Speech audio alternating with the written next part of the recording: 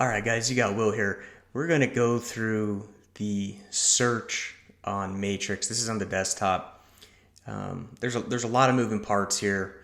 We're gonna work on keeping it simple as far as doing like an area search. I also want to make sure that you learn how to save the searches as well as email them to the clients. And I'm gonna show you the back end of it too, because it's important to see what the client's going to see, right?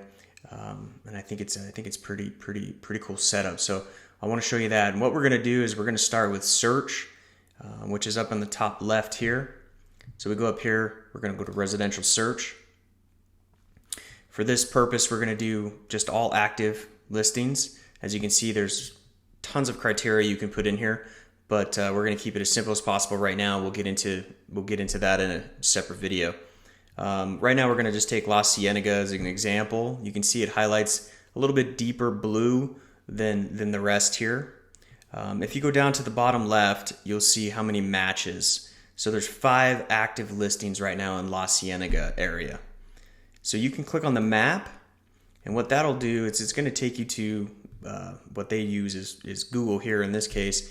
I think our app on our phone uses Apple, which is kind of weird, but this version here will be able to show you exactly where they're located in that area. So kind of a cool function, hard to kind of see what's out there. So to go back, you'll hit criteria. That'll take you back to this section here, and I go to results.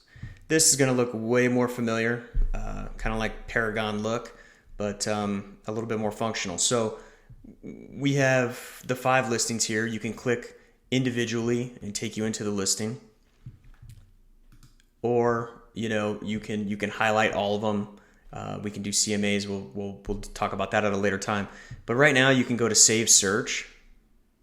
Okay, so here's the options when you click on save. It says new save search and then new auto email. So first things first is going to the saved search. This is where it's going to allow you to put in the name of your search that you've done. In this case, we're going to put La Cienega active. I've got a test contact. So we're going to go down here. We'll go to Will Test, and then we will click Save. And of course, it says that I already have one saved. So we'll just add a little bit here, and we'll click Save.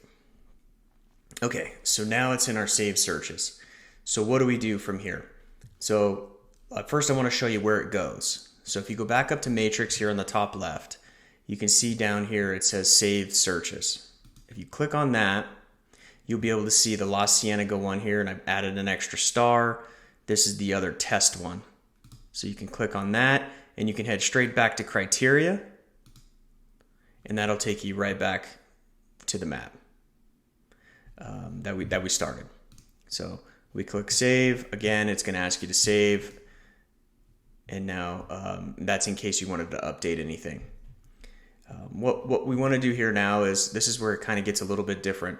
So I've created this search for a specific client. Now all it's done so far is save it to that specific client that's in your Matrix database. Hasn't sent them anything, okay?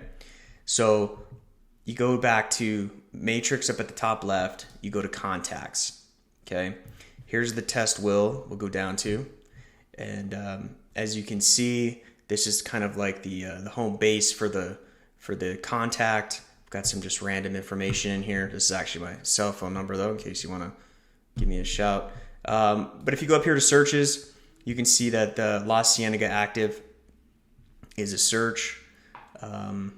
And you can delete it, you can update it, you can go to settings, the results, you can see what's in there currently.